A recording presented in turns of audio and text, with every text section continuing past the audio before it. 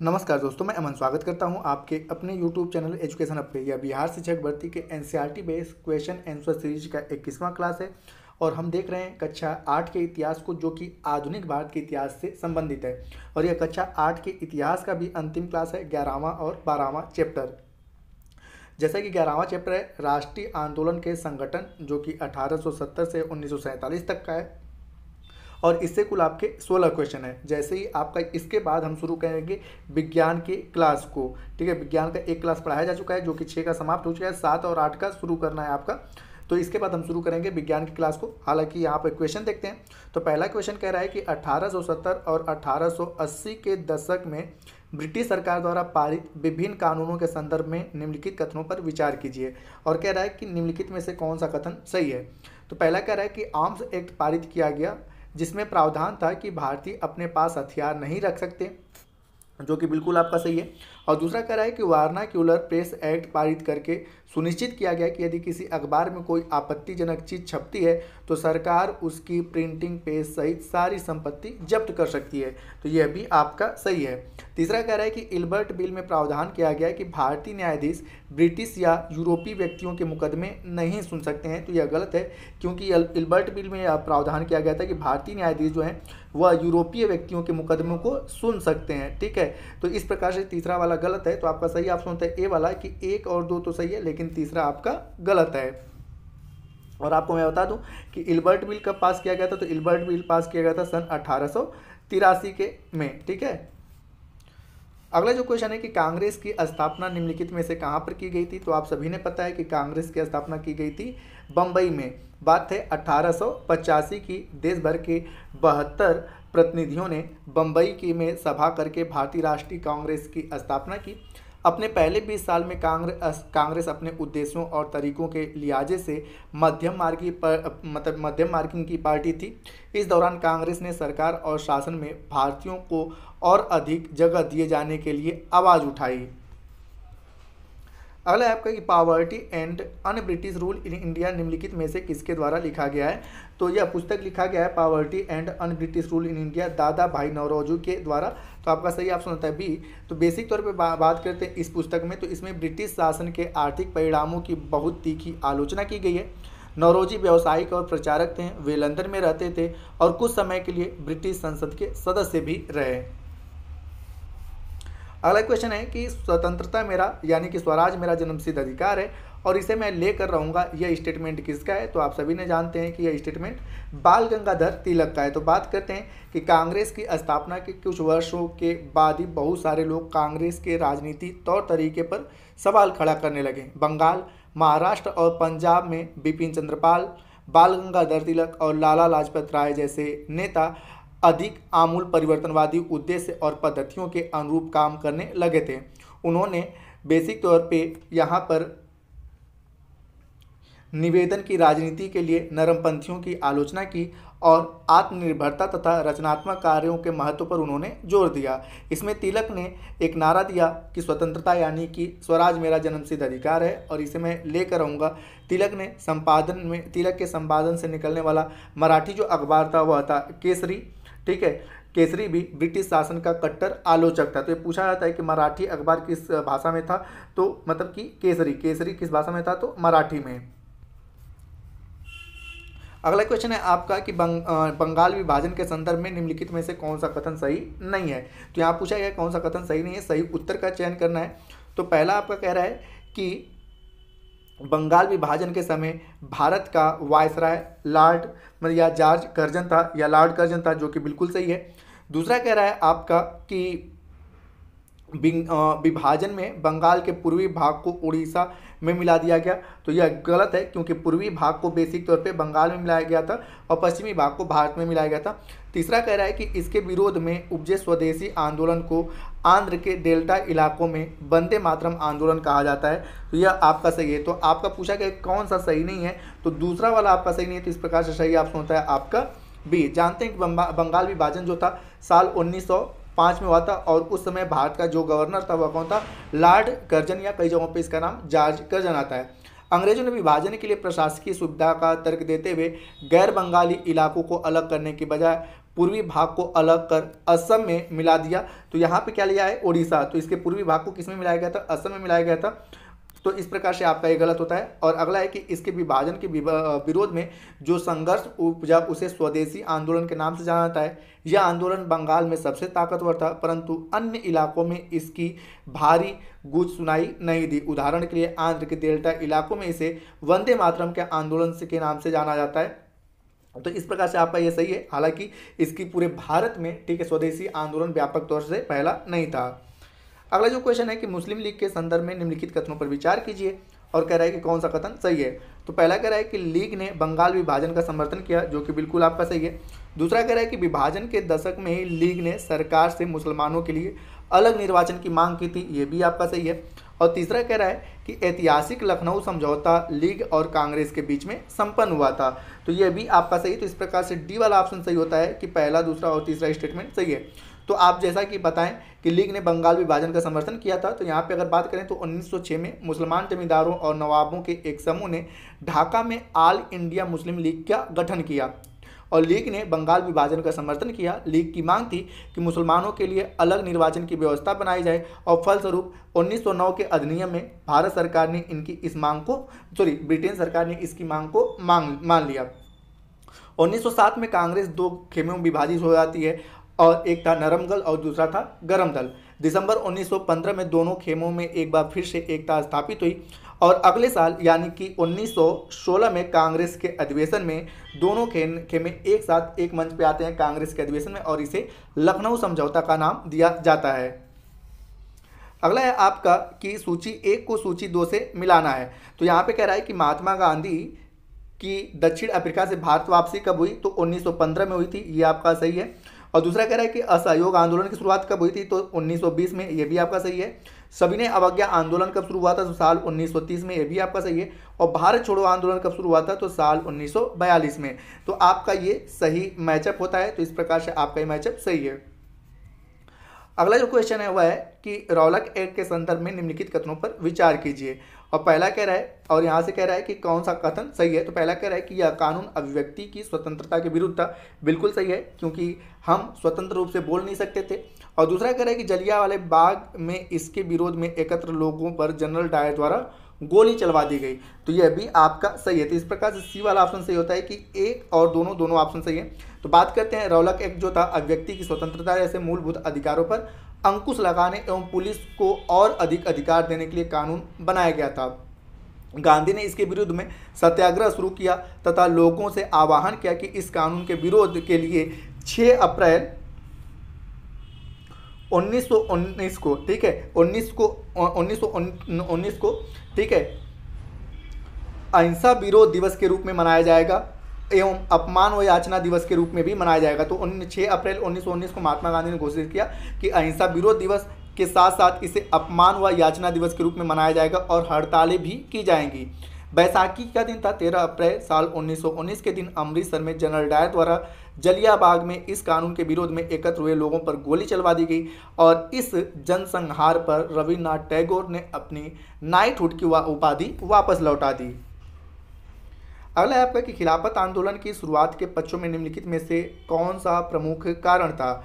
तो यहाँ पे प्रमुख कारण पूछा गया, तो बेसिक तौर पे खिलाफत आंदोलन का जो मुख्य कारण था कि अंग्रेजों द्वारा खलीफा पर बहुत सख्त संधि थोपना, यही मुख्य कारण था खिलाफत आंदोलन की। तो बात करते हैं कि साल 1920 में अंग्रेजों ने तुर्की के सुल्तान, जिसको कि खलीफा कहा जाता था, पर बहुत सख्ती संधि थोप दी। भारतीय मुसलमान भी चाहते थे कि पुराने ओटमन साम्राज्य में स्थित परिवर्तन मुस्लिम स्थानों का खलीफा का नियंत्रण बना रहे, और अतः यह खिलाफत आंदोलन के शुरू होने का मूल कारण था।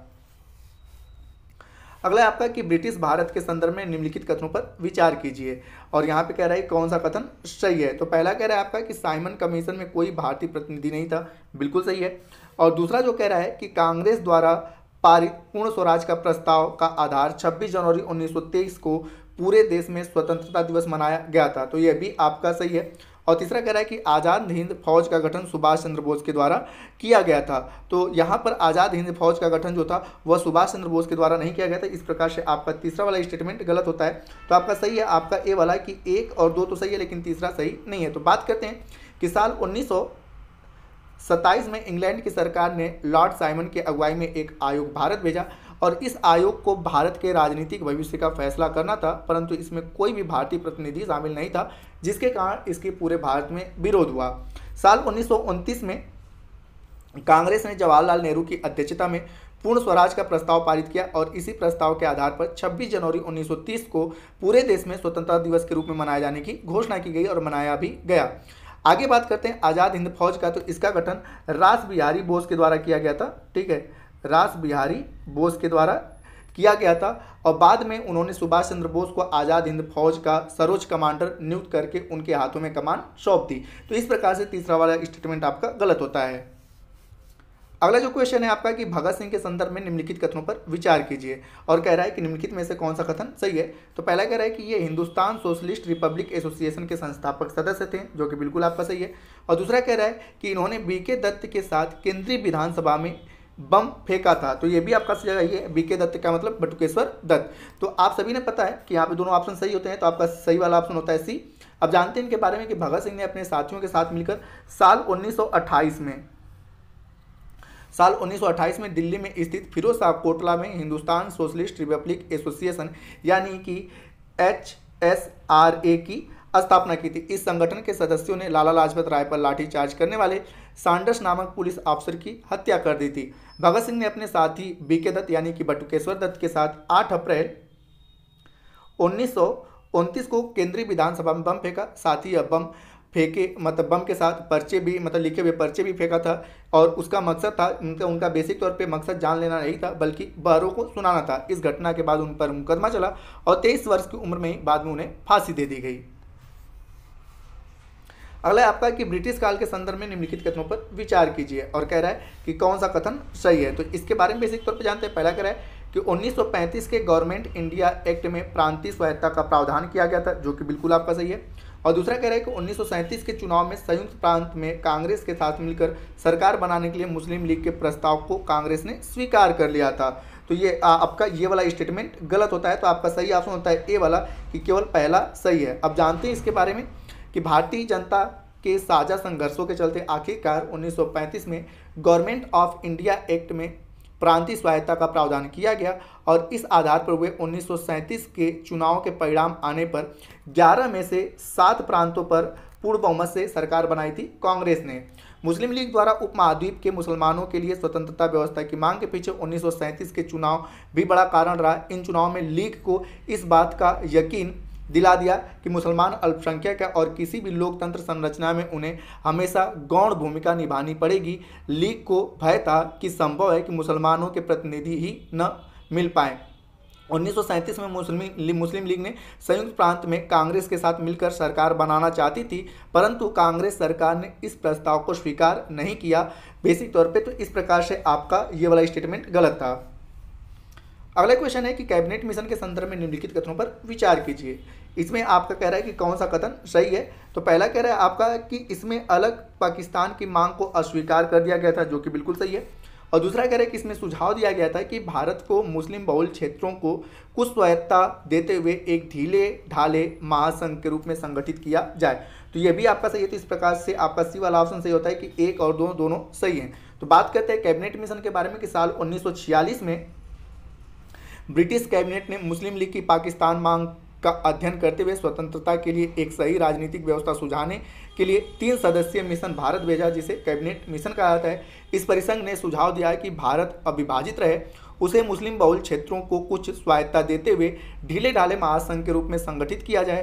कांग्रेस और मुस्लिम लोग दोनों ही इस प्रस्ताव पर सहमत नहीं थे, अतः अब देश के विभाजन का बेसिक तौर पर एक खुला रास्ता ओपन हो गया था।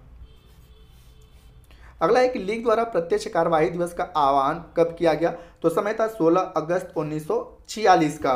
तो यहाँ बात करते हैं कैबिनेट मिशन की विफलता के बाद मुस्लिम लीग ने पाकिस्तान की अपनी मांग मनवाने के लिए जन आंदोलन शुरू करने का फैसला किया तथा 16 अगस्त 1946 को प्रत्यक्ष कार्यवाही दिवस का आह्वान किया। इस दिन कोलकाता में दंगे भड़के।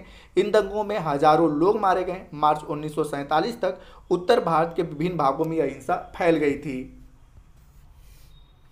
अगला है कि निम्नलिखित कथनों पर विचार कीजिए और कह रहा है कौन सा कथन सही नहीं है। तो अब यहाँ पे जानते हैं कि पहला कह रहा है कि सरदार वल्लभ भाई पटेल 1931 में कांग्रेस के अध्यक्ष रहे, जो कि बिल्कुल आपका सही है। और दूसरा कह रहा है कि स्वतंत्र भारत के पहले भारतीय गवर्नर जनरल चक्रवर्ती राजगोपालाचारी थे, ये भी आपका सही है। और तीसरा कह रहा है कि मौलाना मौलाना आज़ाद जिन्ना के द्विराष्ट्र सिद्धांत के समर्थक थे, तो यह गलत है, क्योंकि आज़ाद जो थे वह जिन्ना के द्विराष्ट्र सिद्धांत के समर्थक नहीं थे। तो यह पूछा है कि कौन सा सही नहीं है, तो तीसरा वाला सही नहीं है, तो आपका सही ऑप्शन होगा सी। अब बेसिक तौर पे इसके बारे में जानते हैं कि सरदार पटेल 1931 के कांग्रेस अधिवेशन के अध्यक्ष रहे।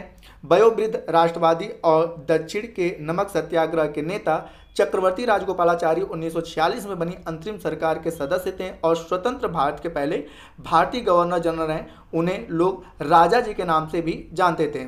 मौलाना अबुल कलाम आज़ाद का जन्म मक्का में हुआ था। यह हिंदू मुस्लिम एकता के पक्के हिमायती थे। इन्होंने जिन्ना के द्वारा द्विराष्ट्र सिद्धांत का विरोध किया, अतः तीसरा वाला जो स्टेटमेंट है आपका गलत है। बात करते हैं कि जिन्ना 1920 तक हिंदू मुस्लिम एकता के समर्थक रहे। लखनऊ समझौता कराने में अहम भूमिका भी उन्होंने निभाई थी, परंतु साल 1934 के बाद उन्होंने मुस्लिम लीग को जीवित किया। अंततः वे पाकिस्तान की स्थापना के सबसे मुख्य प्रवक्ताओं के कतार में जा पहुंचे। अगला जो क्वेश्चन है कि खान अब्दुल गफ्फार खान के संदर्भ में निम्नलिखित कथनों पर विचार कीजिए, और कह रहा है कौन सा कथन सही है।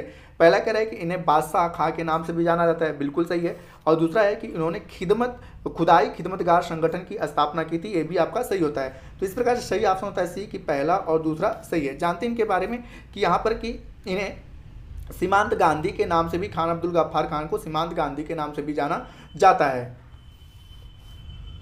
और यहाँ पे अगर बात करें खान अब्दुल गफ्फार खान की, तो खान अब्दुल गफ्फार खान उत्तर पश्चिम सीमांत प्रांत के प्रमुख नेताओं में से एक थे।